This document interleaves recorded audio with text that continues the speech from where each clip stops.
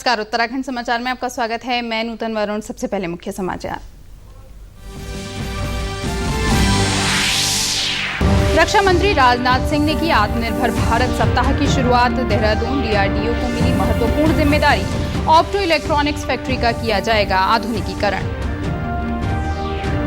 आज मनाया गया विश्व बायोफ्यूल दिवस। भारतीय पेट्रोलियम संस्थान देहरादून ने शुरू की नई योजना। गांव-गांव पहुंचेगा बायोफ्यूल अभियान।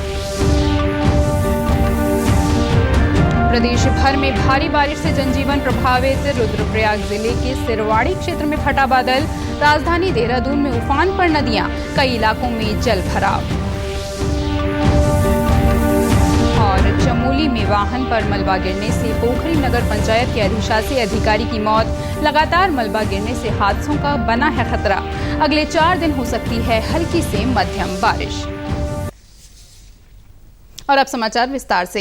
रक्षा मंत्री राजनाथ सिंह ने आज आत्मनिर्भर भारत सप्ताह की शुरुआत की। डीआरडीओ द्वारा डिजाइन की गई प्रौद्योगिकी को अपनाकर घरेलू रक्षा उत्पादकों को नकारात्मक सूची में शामिल वस्तुओं का निर्माण करने का एक बड़ा अवसर मिलेगा। इसके तहत देहरादून में डीआरडीओ को भी महत्वपूर्ण जिम्मेदारी दी गई है। ऑप्टो इलेक्ट्रॉनिक्स फैक्ट्री देहरादून की क्षमताओं का आधुनिकीकरण किया जाएगा। रक्षा मंत्री ने कल घोषणा की थी कि भारत 2024 तक परिवहन विमान, हल्के लड़ाकू हेलीकॉप्टर, पारंपरिक पनडुब्बियों और क्रूज मिसाइलों सहित 101 हथियारों और सैन्य प्लेटफॉर्म के आयात को रोक देगा। ये कदम घरेलू रक्षा उत्पादन को गति देने के लिए है। इस सप्ताह के दौरान होने वाली सभी एक्टिविटीज इंडिजिनस डिफेंस प्रोडक्शन को बढ़ावा देंगी, जो हमारी आत्मनिर्भरता की ओर एक बहुत बड़ा कदम होगा। जीआरएसी, ओएलएफ देहरादून, ऑर्डिनेंस फैक्ट्री चांदा में शुरू किए जा रहे मॉडर्नाइजेशन ऑफ फैसिलिटीज से हमारी आर्म फोर्सेज आधुनिक तो बनेंगी ही, साथ ही हम दूसरे देशों की बजाय अपने ऊपर निर्भरता की ओर आगे बढ़ेंगे। मुख्यमंत्री त्रिवेंद्र सिंह रावत ने सचिवालय में उरेडा की ओर से चलाई जा रही योजना की समीक्षा की। उन्होंने अधिकारियों को वैकल्पिक ऊर्जा को बढ़ावा देने के निर्देश दिए। मुख्यमंत्री ने कहा कि पीरूल से बिजली उत्पादन के लिए स्वयं सहायता समूह और एनजीओ को कैसे जोड़ा जा सकता है, इस पर विशेष ध्यान देने की जरूरत है। पर्वतीय जिलों में 2-2 ब्लॉक ऐसे चिन्हित किए जाएं जहां पीरूल अधिक है। मुख्यमंत्री ने इन ब्लॉकों को मॉडल ब्लॉक के रूप में विकसित करने को कहा। उन्होंने कहा कि पीरूल से बिजली उत्पादन में रोजगार की बहुत संभावनाएं हैं। इसके लिए जनपद स्तर पर डीएफओ को नोडल अधिकारी बनाने के भी निर्देश दिए हैं। मुख्यमंत्री ने कहा कि पीरूल नीति से बिजली उत्पादन के साथ ही वनाग्नि की समस्या का समाधान भी होगा। उन्होंने मुख्यमंत्री सौर स्वरोजगार योजना की कार्य योजना जल्द तैयार करने के भी निर्देश दिए। देहरादून में आज भारतीय पेट्रोलियम संस्थान में बायोफ्यूल डे मनाया गया। विश्व जैव ईंधन दिवस 10 अगस्त को मनाया जाता है। इस मौके पर आईआईपी देहरादून ने पेटेंट प्रक्रिया के माध्यम से सामान्य तापमान पर बायोडीजल बनाने की योजना शुरू की है। भारतीय पेट्रोलियम संस्थान की योजना खाना पकाने के बाद बचे तेल से जैव ईंधन बनाने की है। इस अभियान को गांव में भी शुरू किया जाएगा। आईआईपी के निदेशक अंजन रे ने बताया कि खाना पकाने के तेल का फिर से उपयोग करने से कैंसर जैसी जानलेवा बीमारियां हो सकती हैं। जब से 10 अगस्त को वर्ल्ड बायोफ्यूल डे तय हुआ, तब से हमारी संस्थान काफ़ी महत्वपूर्ण योगदान करती आई है। इसमें जैसे हम लोगों ने जैव ईंधन से विमान उड़ाए हैं, बायोडीजल गांव-गांव में ले जाने की परिकल्पना कर रहे हैं। आप सबको हम प्रोत्साहित करेंगे कि आप कृपया सामान को कचरे में न फेंकें, जैव ईंधन की ओर उसका योगदान करें। Room temperature biodiesel unit, in this without heating we can make biodiesel from simple and readily available materials like used cooking oil from our kitchens. To this we add methanol and some proprietary chemicals of CSIR IIP। इस योजना में 2 तरह की unit तैयार की गई हैं। एक की क्षमता 50 लीटर की है, इसे ट्रक जैसे बड़े वाहनों पर चढ़ाया जा सकता है। दूसरी यूनिट 5 लीटर की है, जिसे साइकिल जैसी छोटी वाहन पर भी चलाया जा सकता है। आईआईपी का लक्ष्य इस अभियान को देश के प्रत्येक गांव तक पहुंचाना है। किसान इसे आसानी से उपयोग में ला सकेंगे। We have also developed a small 5 liter unit which can be used in rural areas As you can see, after 4 to 5 hours of reaction, 2 layers get separated. Upper layer is the biodiesel layer and lower layer is glycerol layer. The upper layer can be used directly into the gensets and the other agricultural machineries with up to 20% blending into the diesel. And this glycerol layer can be used in pharmaceutical industry and soap making industry. This is a hand driven unit which can be mixed like this, but it can also be mounted on a bicycle. Bharat में हर साल लगभग 22 million ton खाना बनाने वाला तेल उपयोग में लाया जाता है। इसमें से केवल 1.2 मिलियन टन बायोफ्यूल में परिवर्तित होता है। इसे पूरा बायोफ्यूल में बदलने के बाद ये हमारी ऊर्जा सुरक्षा को बढ़ा सकता है और जलवायु परिवर्तन से लड़ने में हमारी मदद कर सकता है। IIP देहरादून, रायपुर, बुंदेलखंड, NCR और उत्तराखंड में इस प्रक्रिया को लागू करने की तैयारी में है। अभी हमारे पास लगभग 20 से 22 million ton used cooking oil की खपत होती है इंडिया में, और उसमें से हम खाली 2 से 3 मिलियन टन UCO भी कलेक्ट कर पाएँ और उसे बायोडीजल में कन्वर्ट कर पाएँ। We can save lot of. By March 2021 we are going to install this type of unit around 4 to 5 places, which includes CBD Raipur in Chhattisgarh region, Bundelkhand region in UP, and in Dehradun region through our local aggregator, and one for NCR region. राज्य में भारी बारिश का दौर जारी है। देर रात हुई भारी बारिश के कारण प्रदेश के विभिन्न जिलों में नुकसान की सूचना है। रुद्रप्रयाग के सिरवाड़ी गांव में बादल फटने से लोगों की खेती बुरी तरह प्रभावित हुई है। हालांकि जनहानि की कोई सूचना नहीं है। बारिश से सिरवाड़ी गांव के घरों में मलबा घुस गया। वहीं गांव को जाने वाली सड़क, संपर्क मार्ग, पेयजल और विद्युत लाइनें भी क्षतिग्रस्त हो गई हैं। उधर कल देर रात से हो रही भारी बारिश के कारण टिहरी जिले में जनजीवन प्रभावित हुआ है। गंगी गांव में भारी बारिश के कारण गदेरे में आए मलबे से 14 मवेशियों के बहने की सूचना है। इसके अलावा कई कच्ची छाने और घराट भी बह गए।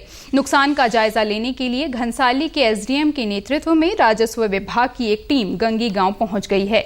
उधर जिले में गंगोत्री राष्ट्रीय राजमार्ग भी भूस्खलन से बाधित है।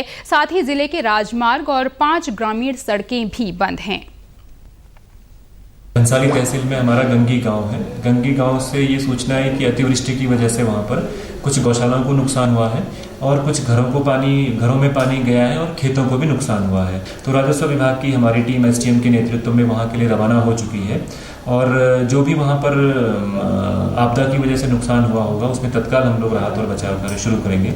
इसके अतिरिक्त अगर जनपद में रोड्स की बात की जाए तो 2 हमारे राष्ट्रीय राजमार्ग अभी बंद हैं, जिसमें कि तोता घाटी के समीप नेशनल हाईवे हमारा बंद है। प्रत्येक मार्ग पर मशीन काम कर रही है और संभावित समय के साथ हम लोग उम्मीद कर रहे हैं कि आज शाम तक अथवा कल सुबह तक हम सभी मार्गों को खोल लेंगे। देहरादून में भारी बारिश के कारण IT पार्क के पास सड़क पर बह रहे नाले में कार बह गई। बारिश से रिस्पना और तमसा नदियों में भी भारी उफान देखने को मिला। टपकेश्वर मंदिर में भारी बारिश के कारण सीढ़ियों में काफी मात्रा में पानी बहने लगा। इसके अलावा शहर के दूसरे हिस्सों में जलभराव होने से लोगों को आवाजाही में परेशानियों का सामना करना पड़ रहा है। उत्तराखंड में भारी बारिश का ये दौर जारी है। मौसम विभाग ने अगले 4 दिनों के लिए पूर्वानुमान जारी किया है। पूर्वानुमान के अनुसार 11 अगस्त को उत्तराखंड के पिथौरागढ़, बागेश्वर, नैनीताल, चंपावत, पौड़ी, देहरादून, हरिद्वार, टिहरी, रुद्रप्रयाग, उत्तरकाशी, अल्मोड़ा, उधम सिंह नगर और चमोली जिलों में ज्यादातर इलाकों में हल्की से मध्यम बारिश हो सकती है, जबकि 12 अगस्त को राज्य के सभी जनपदों के अधिकांश स्थानों में हल्की से मध्यम बारिश की संभावना है। 14 अगस्त को भी राज्य भर में हल्की से मध्यम बारिश हो सकती है। चमोली जिले के पोखरी तहसील के गोपेश्वर हापला मोटर मार्ग पर आज सुबह एक दर्दनाक हादसा हो गया। सड़क से गुजर रहे वाहन पर पहाड़ी से अचानक मलबा गिर गया। इस हादसे में पोखरी नगर पंचायत के अधिशासी अधिकारी की मौके पर ही मृत्यु हो गई। जानकारी के अनुसार वाहन में अधिशासी अधिकारी समेत 4 लोग सवार थे जो गोपेश्वर से पोखरी जा रहे थे। अन्य 3 लोग सुरक्षित हैं। वहीं दूसरी ओर कर्णप्रयाग नैनीसैंण मोटर मार्ग पर भी एक कार पर पहाड़ी से बोल्डर गिरने से वाहन क्षतिग्रस्त हो गया। कार सवार 3 लोग घायल हो गए हैं। घायलों को CHC कर्णप्रयाग में भर्ती कराया गया है। राष्ट्रीय आपदा प्रबंधन प्राधिकरण की उच्च स्तरीय टीम ने हरिद्वार का दौरा किया। इस दौरान उन्होंने आपदा विशेषकर बाढ़ के समय प्रभावित लोगों की मदद करने और डूबने वालों को बचाने के प्रबंधन की मॉक ड्रिल की।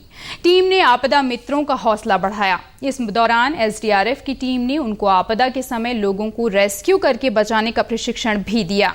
एनडीएमए के संयुक्त सचिव रमेश कुमार ने बताया कि वो आपदा मित्रों के काम से संतुष्ट हैं। उन्होंने कहा कि आपदा में पुलिस, एसडीआरएफ और आपदा मित्रों का तालमेल जरूरी है।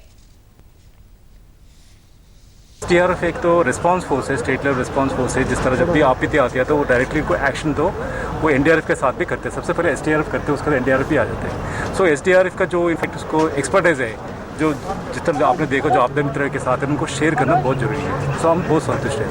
सुधार वाला चीज़ ये कंटिन्यूस है, इसका सुधार वाला रिफ्रेश ट्रेनिंग वाला कहते हैं ना, आपदा वाला है ना, तरीका चेंज होते रहता है और इनको एकदम फिट भी करना चाहिए, मेंटली, फिजिकली और कुछ टेक्निकी तरीके से इनको फिट करना चाहिए। वो बहुत जरूरी है। हम भी प्लान कर रहे हैं इसका। अभी एक बात बोल दिया हमने, हमें पूरा 350 का डिस्ट्रिक्ट में ऑलमोस्ट 1 लाख का है ना, 1 लाख का वॉलंटियर्स ऐसे पैदा करने के लिए, बिकॉज ये वॉलंटियर फोर्स है ना, फर्स्ट रिस्पॉन्डर्स बोलते हैं, अंग्रेजी में बोलते हैं फर्स्ट रिस्पॉन्डर्स। सबसे पहले जो आपत्ति आते हैं, आपत्ति आने के बाद ये लोग जाते हैं इन पर। जिलाधिकारी सी रविशंकर ने बताया कि हरिद्वार बाढ़ की दृष्टि से काफी संवेदनशील है। एनडीएमए ने देश के 25 शहरों को चिन्हित किया है। 200 आपदा मित्रों को विशेषकर प्रशिक्षण देकर आपदा प्रबंधन के कार्य में लगाया गया है। आज एनडीएमए के एंटायर टीम जो है यहाँ पे पहुँचे हैं। इसमें मेंबर सर भी यहाँ उपस्थित हैं और ये जो आपदा मित्र स्कीम जो हरिद्वार जनपद में जो किया गया है, ये पूरे जनपद में, पूरे देश में जो है 25 जनपद को चूज़ किया गया है जहाँ पे बाढ़ का जो समस्या है। ऐसे जनपदों में 200 वॉलंटियर्स जो है प्रत्येक जनपद में ट्रेन किया गया है। तो ऐसे जो हमारा हरिद्वार का जो 200 आपदा मित्रों हैं, उनका जो तैयारी, उनका जो कैपेसिटी, ये पूरा जो है अवलोकन करने के लिए आज आए हैं जो टीम एनडीएमए का। तो उनके सामने जो डेमोन्स्ट्रेशन किया गया है वो बहुत सराहनीय तरीके से जो है किया गया है। उत्तराखंड में 12 सितंबर से ई कोर्ट यानी ई लोक अदालत शुरू की जाएगी। ई लोक अदालत उच्चतम न्यायालय के साथ ही प्रदेश भर में शुरू की जाएगी। जिला विधिक सेवा प्राधिकरण चमोली के सचिव सुधीर कुमार सिंह ने बताया कि कोरोना संकट के कारण ई लोक अदालत के माध्यम से मामलों की सुनवाई की जाएगी। उन्होंने बताया कि ड्रॉप बॉक्स के माध्यम से वादी अपना प्रार्थना पत्र जमा कर सकता है। इसके अलावा ईमेल के माध्यम से भी शिकायत दर्ज कराई जा सकती है। इस अदालत में बैंक ऋण वसूली, मोटर दुर्घटना प्रतिकर, 138 NI एक्ट, पारिवारिक वाद, फौजदारी संबंधीय प्रकृति के आपराधिक वाद के साथ ही प्री लिटिगेशन मामले भी निपटाए जाएंगे। जिन लोगों को सितंबर तक संबंधित न्यायालय में मामला दर्ज करवाना है, वे ड्रॉप बॉक्स के माध्यम से या जिला विधिक सेवा प्राधिकरण की ईमेल ID dlsa.chamoli@gmail.com पर प्रार्थना पत्र भेज सकते हैं। 12 सितंबर 2020 को माननीय उत्तराखंड उच्च न्यायालय के निर्देशानुसार और माननीय राज्य विधिक सेवा प्राधिकरण के निर्देशानुसार उत्तराखंड उच्च न्यायालय परिसर के साथ साथ पूरे प्रदेश के सभी न्यायालयों में एक ई लोक अदालत का आयोजन किया जाना है। जैसा हम सभी जानते हैं कि कोविड-19 के चलते चूंकि न्यायालयों में व्यक्तिगत उपस्थिति के माध्यम से सुनवाई संभव नहीं हो पा रही है, ऐसे में जिन मामलों में पक्षकारों के मध्य सुलह समझौते के आसार हैं या सुलह समझौते के द्वारा मामला निस्तारित किया जा सकता है, उन मामलों में इस ई लोक अदालत के माध्यम से उनके मामलों का निस्तारण किया जाएगा। उत्तराखंड के समाचारों में बस इतना ही। चलते चलते मुख्य समाचार एक बार फिर। रक्षा मंत्री राजनाथ सिंह ने की आत्मनिर्भर भारत सप्ताह की शुरुआत। देहरादून DRDO को मिली महत्वपूर्ण जिम्मेदारी। ऑप्टो इलेक्ट्रॉनिक्स फैक्ट्री का किया जाएगा आधुनिकीकरण। आज मनाया गया विश्व बायोफ्यूल दिवस। भारतीय पेट्रोलियम संस्थान देहरादून ने शुरू की नई योजना, गांव-गांव पहुंचेगा बायोफ्यूल अभियान। प्रदेश भर में भारी बारिश से जनजीवन प्रभावित। रुद्रप्रयाग जिले के सिरवाड़ी क्षेत्र में फटा बादल। राजधानी देहरादून में उफान पर नदियां, कई इलाकों में जल भराव। और चमोली में वाहन पर मलबा गिरने से पोखरी नगर पंचायत के अधिशासी अधिकारी की मौत। लगातार मलबा गिरने से हादसों का बना है खतरा। अगले 4 दिन हो सकती है हल्की से मध्यम बारिश। और उत्तराखंड की खबरों के लिए आप हमसे सोशल मीडिया पर भी जुड़ सकते हैं। हमारा ट्विटर हैंडल है DD News_देहरादून। हमारा फेसबुक पेज है DD News उत्तराखंड और हमारे YouTube channel DD News Uttarakhand को भी आप सब्सक्राइब कर सकते हैं। इसी के साथ समाचार समाप्त हुए। नमस्कार।